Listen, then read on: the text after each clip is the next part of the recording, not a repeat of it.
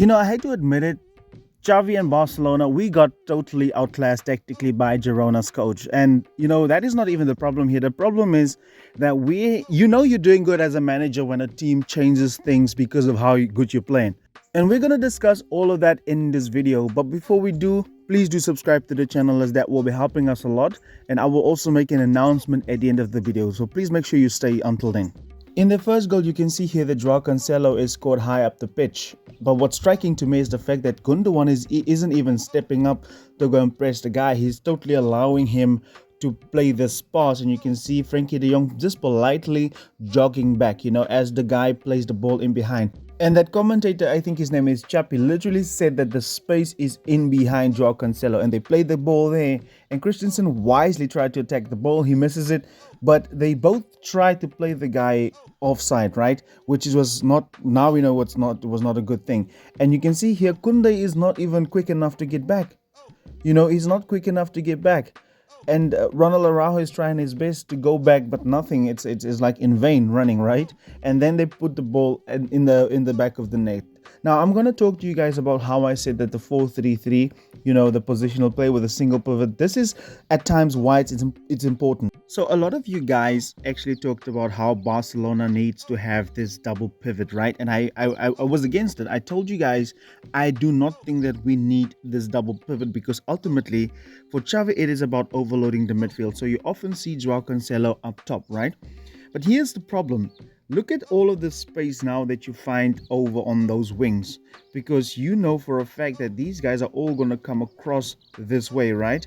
So the space obviously for the opponents will be on that wing, and this is exactly what happened here. Exactly what happened there, because that is where the space will be for the opponents. And this is why I was telling you guys that we need to play the flat 4-3-3. Because in the 4-3-3, the positions are covered. So if we would have had like the normal 4-3-3 positional play, you would have seen that these fullbacks only go forward when the movement happens from the free eight and then the winger, and then they go forward.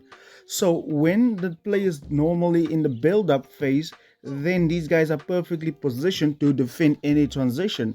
However, because this Joao Cancelo is already wide, when the turnover happens, the space are beginning to be taken advantage of. So that is the problem, and that is the way, and that is how Girona was able to capitalize off of that first goal, because there was nobody there, and they played it in behind, and the running was good, the movement was good from that striker to be able to get in behind Christensen. And this is what I was saying, guys. We need the 4-3-3 with a single pivot. With Girona's second goal, you can see how this wingback is actually inverting into the space, and the wingers are stretching Barcelona like crazy, and Barcelona was pretty narrow. You can see everybody's defending in the width of the box, and they're attacking the space, attacking the space. This is something that Barcelona often do not do. As they go forward, Koundé now decides to stay inside, and now you can see that Frankie de Jong, or whoever that is actually going into the space to defend it, right? It is Frankie de Jong. But now look at how Koundé has to go, and the player behind Frankie de Jong is running in behind, and he's pointing to the space where he wants the ball. And that is what we have to look at. Look at how these guys are doing the movement, and Frankie de Jong realizes too late that he's going to take the shot, and he puts it in the back of the net. So that is the spatial awareness that this Girona team has. The average position shows that Barcelona was pretty narrow. You can see like Joao Cancelo is literally in the half space.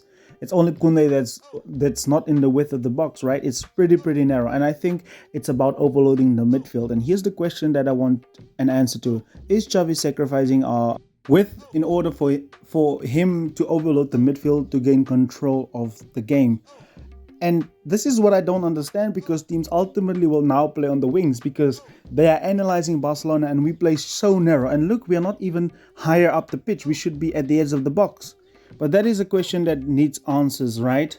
Look at Manchester City versus Aston Villa on the left and Chelsea on the right. You can see on the left side, we did see the inverting centre back because Villa was defending deep. But look against Chelsea, there's a single pivot. Against Chelsea, you could argue that Manchester City didn't do good because they conceded 4 goals, but that was not because of the formation. It was the fact that they didn't win their individual battles. They didn't contest for the ball. But against Villa, you can see they literally have 5 players forward. They have the double pivot, but we all know that centre-back don't stay a pivot for the whole game. At Barcelona, we have a dedicated double pivot. At Manchester City, that centre-back can go back to his position when he gets marked. Or when he's not marked, he can go into midfield. Whereas at Barca, we have that pivot already there. So when Manchester City, our pivot is static, while City's pivot is much more mobile than Barcelona's pivot. Alright guys, so I've been thinking, since Barcelona needs to bring balance to the team, why don't we do the following? And you guys can let me know down in the comment section, what do you think? Because Joao Felix is always inverting, why don't we just pick him like a second striker, right? And then you have Robert Lewandowski. So this could also be Pedri. This could be Gundogan that you play. And then you have Rafinha go over to the left side. And then you bring Ferran Torres to the right side. Bring back the width. Bring back the width. We know that Ferran Torres is really good on this right side, where he can get into these areas where he can then take a shot at goal, right? And then Rafinha's main responsibility would be to get into these areas, and then he would cross from over there, right? Then Joao Felix can just be in the supporting run over on this side, with Pedri operating in the half space. So you have your normal 4-3-3. And then if you do need a double pivot, then you can have Joao Cancelo coming into that midfield, right? Or Alejandro Balde. But for the most part, I would prefer Joao Cancelo to be out there. And then here's the thing, the main thing, which is the 2-3-5 situation. I think we need to go back to that formation. We need to go back to that. Then you have everybody in their preferred positions. You have Varane, and the only person that has to adopt is basically Rafinha, that has to get into these areas, right? But the problem for me with Rafinha is he's a very good crosser of the ball. However, when he gets the ball, he first has to cut inside and then he cross the ball. If he's on this side, then he can receive the ball on his preferred foot and then he can cross the ball, right? Then the likes of Ferran Torres, Robert Lewandowski and Pedri can then attack the ball that he puts into the box. And also, if these guys are all drawn back, he can easily find Joao Felix as well, who can also take a shot. So what do you guys think about that? That has been on my mind for the last week and a half. Why don't we move Rafinha over to the left side? If you stayed up until this point of the video, I want you to comment down below Gavi. Alright, comment Gavi if you stayed up until this point. The announcement that I wanted to make is that I will soon be joining Patreon, because I need to grow this channel and grow this community. And on Patreon, we might be having some exclusive content dropping there. So please be on the watch out for that. However, we're still busy setting everything up.